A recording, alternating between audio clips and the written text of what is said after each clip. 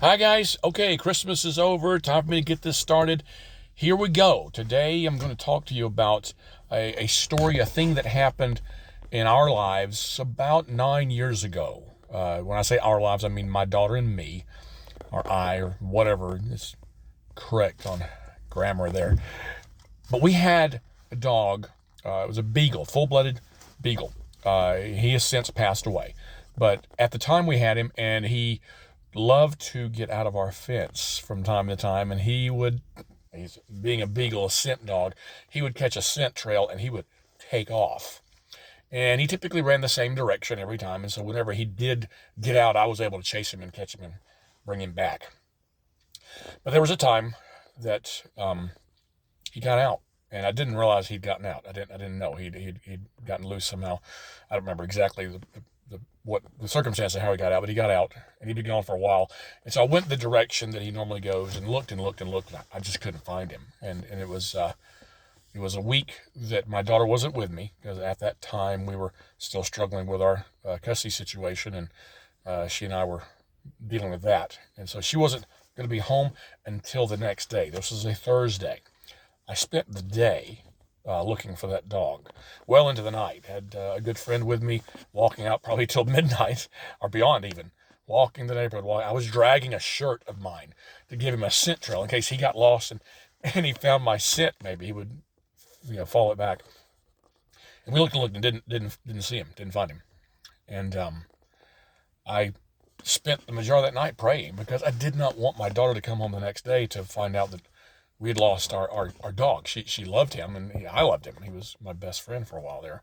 Um, and so I just didn't want to have to say, hey, he's missing. We don't know where he is, and he may be gone forever. So I prayed and prayed and prayed desperately, begging God, and barely could sleep. Woke up way early because I couldn't sleep.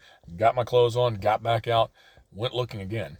Could not find him. Searched and searched and searched. Prior to this, my daughter had wanted to get, because when she got this beagle, she thought it was going to be like a little small puppy forever because she had a stuffed animal beagle that Santa Claus had given her, and she thought the beagle would stay the same size as this stuffed animal. And of course, in a year or two, it had grown to beagle size. She was picturing herself carrying around a little bag like a toy poodle or something. So she'd wanted another small dog, tiny dog, and she wanted a girl. And so we had done the research. We'd found out we liked the idea of a Shih Tzu. We'd seen one of the festivals. Somebody was walking, and we were able to spend time and got to know the dog. And said, okay, this is a friendly dog. We like this kind of dog. So I found a breeder, told her what we wanted. She didn't have any ready at the time. She'd let me know as soon as there was one ready. Well, here I'm walking all over the neighborhood looking for our beagle, and couldn't find him. And get a phone call from that breeder who said, I got a baby Shih Tzu for you, ready to go. You just got to come get her. Do you want to come get her today? And I was like, wow, what a day to have that happen. But I was like, well, sure, yeah, because I knew she wanted the dog. And we had, like I said, we've done the research. We wanted a Shih Tzu. We knew that for sure. And she sent a photograph, and I was like, well, she's adorable. So, yeah, we'll come get her today. So I scheduled a time for that afternoon to meet her and get the dog after I picked up my daughter at school. She was coming home for her time with me, for her week starting with me on that Friday. And I kept searching, couldn't find him. And so it came time to go get my daughter from school. So I had to tell her. I had to go get her, bring her home, because I knew as soon as I got home, of course, first thing she's going to do is go look for him. So I had to tell her that he'd gotten out. That I'd already posted flyers, already called the Humane Society, or the animal control people, sorry. Several of my friends had gone looking as well, and that we were going to keep looking. We were expecting to find him. We just didn't know. I honestly didn't think we were going to. I thought he's gone. Who knows what had happened? I didn't even want to think about it, but I was certain that he was gone. But I wanted to keep her hopeful and, upbeat at least. Then, of course, I told her about the new Shih Tzu puppy that was going to be available. And she said, well, I said, do you still want to go get her? And she said, yeah. She wasn't excited as much as she might have been because she was down because of the beagle. Sniff was his name. Sniff, yeah. That was her name. She chose for him. She actually named him Snifferses. 8-year-old, when she named him, 9, sorry. No, she was 8. Long story as to why she named him Snifferses. I shortened it to Sniff, but that's another story. So I come home, like I said, we go inside, and she's just sort of walking around because it's not the same. Puppy's not running up and talking to her and stuff, and talking to her, playing with her and stuff. And so it's kind of blah. And my phone rang again, and it was a lady who said, "Hey, were you going to deliver that bounce house today?" Now, some of you know I own a company that does, we do bounce houses.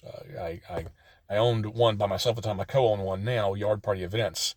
But at the time I owned just a small one by myself. I was running it, basically out of my house.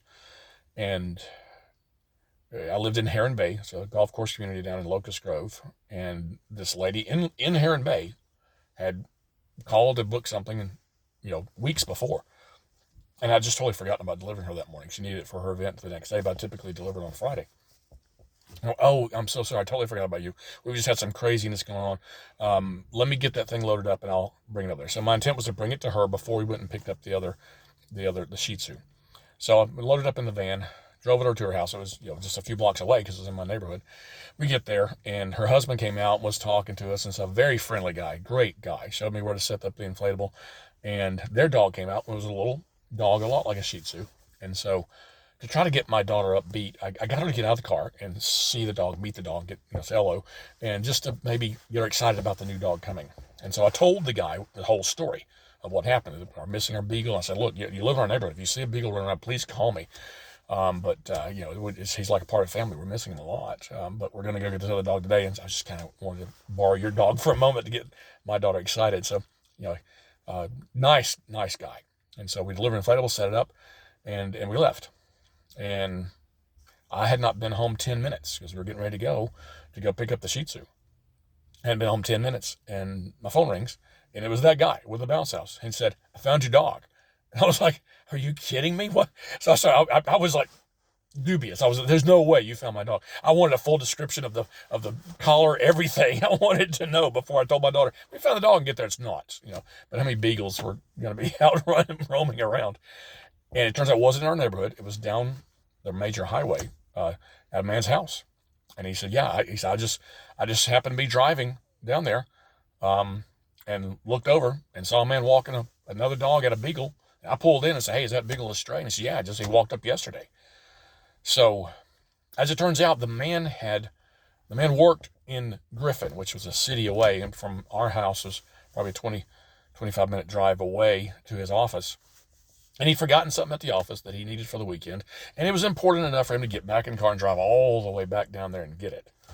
And it just so happened that as he was passing, the guy who had the dog had a female dog, which is why my male dog showed up at his house when he was following his scent trail, as you can understand what I'm trying to get at here. But he had just decided at that moment to walk the dogs. He had kept the beagle. He told me when we got there. Because I told her, "Hey, we found the dog. We jumped in the van, drove over there, and he told me, he said, "Yeah, when I saw this beagle, I knew somebody wasn't going to just let this beagle get going. It was somebody's dog. This full-blooded beagle. I knew it was somebody, so I was going to hold on to it. I figured somebody would show up eventually." So he said, so he just happened to have seen this dog, happened to let it stay in his house, happened to be walking the dog at the moment that my neighbor was driving past. Now, I want to go over really quickly all the details. Had I not forgotten to deliver that morning, I wouldn't have delivered it when he was there. Had the lady not called me and said, "Hey, your Shih Tzu is available," I wouldn't have gotten my daughter out to meet this guy's dog. Had he not let his dog out, I wouldn't have gotten her out to meet this dog. I would not have told him the entire story about our beagle being lost. Had the man who found our beagle, Sniff, had he not had a female dog that drew my dog there, or had he not said, "Hey, this is somebody's beagle, let me hold on to it," if he just said, "Get out, run, and leave, if he'd run it off, then this wouldn't have happened. Had the man not worked in Griffin, had he not forgotten something at the office that he needed to go back for, and had its importance not been so great to him that he would get in the car and drive all the way back to work to get it, had he not been driving down the road and looked to the right at the moment he passed that house? Had he looked to the left and said, or had he been on his phone like a lot of people do and texting and are talking or messing with the radio? Had he been doing anything other than looking up and noticing there's somebody walking a beagle? Had the guy not been walking the beagle at that moment? Well, this would have been still tragic. We may have never found the dog. That's a lot to me to say that the prayer all night long didn't get heard. To call it just coincidence, if you say, man, that's a lot of coincidence, I got to tell you, you have more faith than I do. My faith, a lot of people think faith is just blind, woo, but my faith is based on evidence that God has come through many, many times for me and others. And there's so much evidence in the Bible that God is real. And there's so much evidence outside of the Bible in science and in logic and in history and documents and archaeology that say the Bible is absolutely 100% true. I've got evidence to believe. I'm not just hoping in coincidence and going, I hope this all worked out, because that was just too many. It had to have been coordinated to me by a thinking being. I had a guy tell me one time, well, hey, I'm glad the universe took care of you in another situation. And it was tickled me that he didn't want to give it credit to God. It's so much easier to say, well, the universe is just taking care of us and guiding things for us, because we don't have to say, universe, maybe I've wronged you and maybe I need to talk to you about my sin. So it's so much easier to believe in the universe guiding things than as opposed to a perfect and holy God who says you have to get your sin right with me. If you want to believe in the universe, if you want to believe in coincidence like that, I want to ask you to take that faith that you have, because that's some extreme faith. Take that faith and spend the time to see if maybe you're just avoiding the guilt thing. I did it. And I still today. I mean, we still try to soothe our guilt by ignoring things. It happens all the time. I don't care where you are with things. But don't lie to yourself, and don't be unreasonable to say, look at these amazing things happening. Many people who things like this have happened in life, and you're going, wow, how does that work out? How does that happen? I'm telling you, it's God. It is God. One thing I learned from this, because we got the dog, got it in the car. Me and my daughter was hugging him. We're both crying because we got him back. I couldn't hold back anymore. I'll confess to her that I had not been as sure as I pretended to her that we were going to see him again.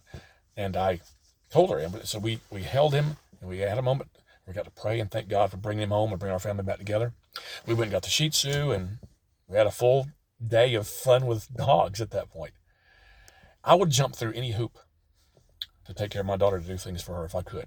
If it doesn't totally wreck the family plan, if it's something I see that it's not good for her, if it's something that I'm just going, it's okay to do this, then I'm probably going to jump through just about any hoop to help her get what she wants. I'm not saying that every time I pray something, God gives it to me, but I am saying that I learned a valuable lesson here, and that it's this. God went through a lot of hoops there. It showed me that he, one, has power to control many things. And it also showed me that he's a daddy, just like me. Because he cared, not just about me, but about my daughter, about the whole situation. He cared enough to go through all of that, to line up all those little details to make sure. And you say, once again, nah, that's not God. You just call it that because you only... I'm sorry. It's too many things. Too many things. One of them going wrong, and it wouldn't have happened. I don't know why God takes care of me. I don't know why he supplied that need. He has not supplied everything I've requested. He has it. And that's going to be my next story. I'll tell you, it's going to be a time where that happened. And I was able to see why he did what he did. And we may not always see in this life why he does what he does. But he still takes care of us. And I'm telling you, I don't know why he takes care of me. Because you know me, I'm just a wicked man. Thanks.